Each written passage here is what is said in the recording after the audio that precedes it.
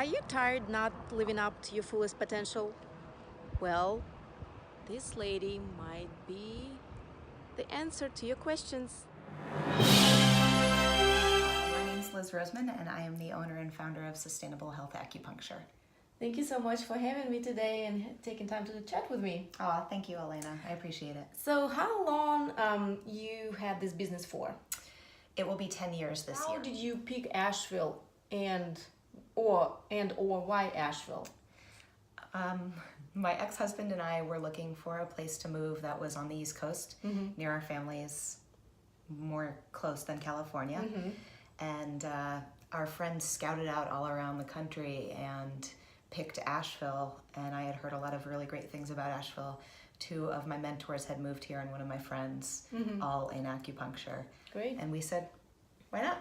So now we had never been here when we got here. From the name of it, we can assume that you do acupuncture, among other things. What else do you offer to your clients? I like to work with diet a lot. It's been such a game changer in my life to clean up my diet, things that I was sensitive to, and helping people to feel empowered by their dietary choices rather than, oh, I don't get to eat this. It's like, oh, I feel good when I eat this. It's a total reframe.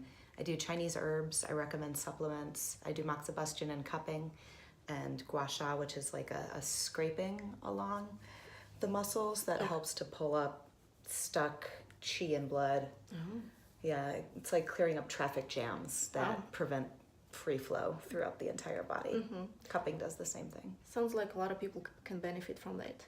Yeah. So the next question would be, who is your typical client? Is that the people who seeking to have a better health, to be in better health, or is it people who are in trouble because they already had something going on and they're looking to heal themselves?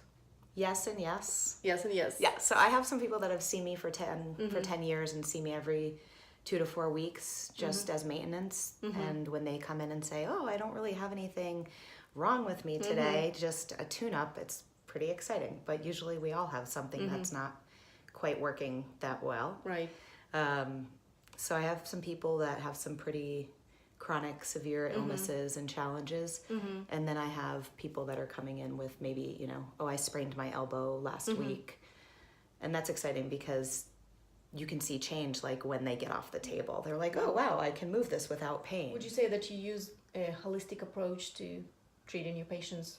Absolutely. And that's why I named it Sustainable Health Acupuncture. It's about making healthy choices right now so that you can live the rest of your life sustainably. What do you like most about what you do? Listening to a patient and really focusing on them and hearing them in a way that they may not have ever been listened to before. And I have a lot of my patients that say, wow, I can't believe I just told you that. I've never told anybody that. So to have that level of trust from a patient is pretty amazing. And I'm sure it's important to people too. Yeah. To have that. And to feel like I'm partnering with them. I don't ever think I fix anybody. I think that I help people's bodies fix themselves. But it's the choices that my patients make on a day-to-day basis that do so much for them versus coming in once a week or once every 2 weeks. So how did you decide to become this holistic healer? Let's just put it that way, I guess. What brought you to this profession? Well, when I was little, not that little, when I was in my teens, I used to like giving people, you know, here's some echinacea, you're not feeling well, here's this, some herbs, and also just caretaking. And I started studying Eastern philosophies and found that that way of looking at the world was very resonant with me. But I ended up at film school in my like mid to late 20s in New York, and I was a bike courier. I'm hopping on my bike all the time, and my shoulders are hurting and my back, and my boyfriend at the time said, go see my dad's acupuncturist. And I did. And at that time, I was a smoker. I did not cook for myself or eat all that well. I definitely ate a lot of like sweet treats. And I never went in with the intention of changing all of those, but I just stopped wanting to smoke cigarettes. Right. And I started wanting to cook for myself. Ironically, it did not change my back pain because my acupuncturist kept saying, you need to just stop being a bike courier for a little bit and heal. And I'm like, in my 20s, I'm like, no, I'm not doing that. And so this is how I express myself. and make money. Right. I'm getting paid to exercise. Okay. but it showed me the power of the medicine to facilitate change on a really deep level, even if somebody isn't like on board with it.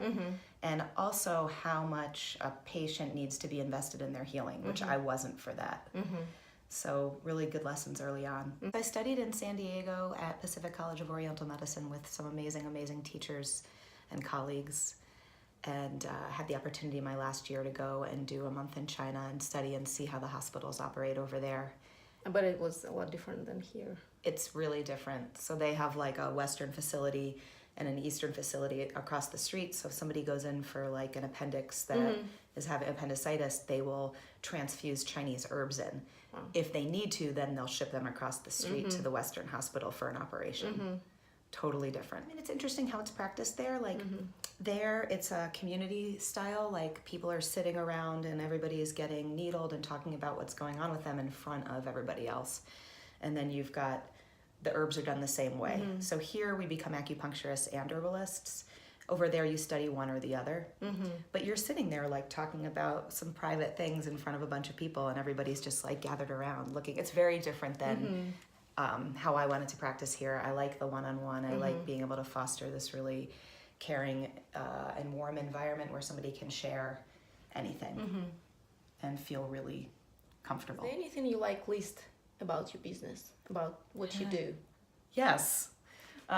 Insurance doesn't usually cover acupuncture, but occasionally it does, and I hate dealing with insurance companies. If you couldn't do what you're doing right now, just imagine if you can, what would be your second alternative? What would be your second choice? I think I would enjoy being a CrossFit coach. I think you would be great at it. Back to Asheville. You picked Asheville just like many other people in Asheville. They come from all over the country. Why do you think it's keep happening on a daily basis? I think a lot of people keep moving to Asheville. What is it about Asheville? I mean, look outside, there's daffodils and they've been up since the beginning of February, so that's pretty amazing. And we have all this great hiking and great sunsets, really nice people, fantastic views, food, beer. And if you could describe Asheville in one word, what word would you choose? You can do a phrase, yes. Warm and welcoming. That sounds good. Website, it is acupuncture, that's with one C, -in-asheville.com. I'm at 36 Clayton Street, just north of this of downtown, around the corner from the Starbucks. It looks like you have a lot of clients who are very faithful and very grateful for what you do, because you've been voted #1 by Mountain Express magazine. Is it 4 years in a row? It is. Great. Yeah, it's a huge volume. honor. Yeah. There's a lot of Great job. acupuncturists here. Keep it. I know, and that speaks volume because of that. Thanks. Yeah. So keep up great work, Thanks, and Elena. I think the name Sustainable Health and Acupuncture speaks for itself as well, because that's what she's doing. Sustainable health is very important, and that's how you have healthy, happy life. So if you are in for that, if you're on the market for a happy, healthy life, come see Liz. She's awesome.